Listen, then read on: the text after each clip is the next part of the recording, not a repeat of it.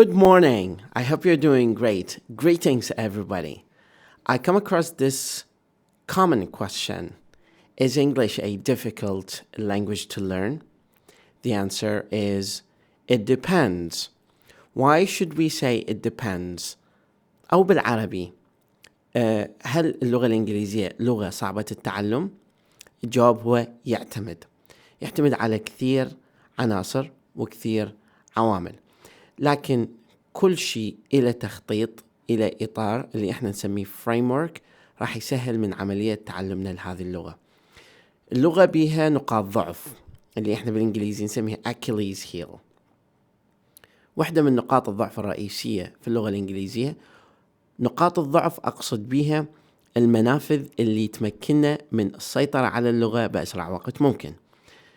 نقطة ضعف في اللغة الإنجليزية اللي راح تمكنك من السيطرة على اللغة الإنجليزية هو الأفعال الماضي past verbs. ليش past verbs؟ حاول هسه أنت أي موقع تدخل إليه بكتابة أو استماع، حاول تنتبه على عدد الأفعال اللي راح يستخدمها. تابع الفيديو لمدة دقيقة، راح تلاحظ أنه أغلب الأفعال اللي راح تنذكر بالمحادثة هي أفعال بالماضي.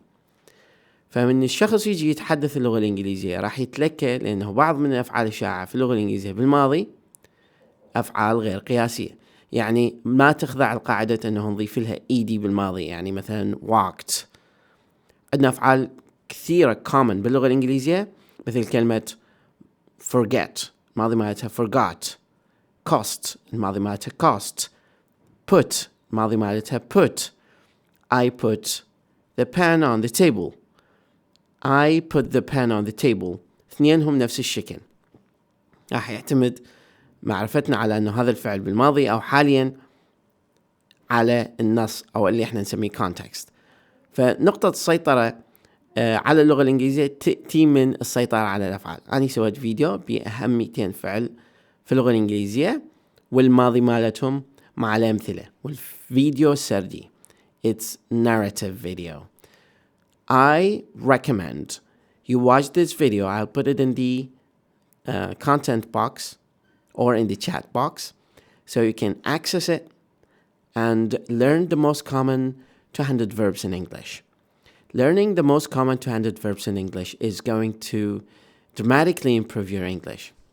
It is going to help you improve your conversational English, or what we call speaking or communicative skills. Communicative skills in English. Communicative. Learning basic verbs that are very common in English is going to enable you to talk and ask questions using do and does. Does he forget? Does he remember? Does he walk? Does he come? Does he go? Do you come? Do you go? Do you walk? Do you forget? Do you remember?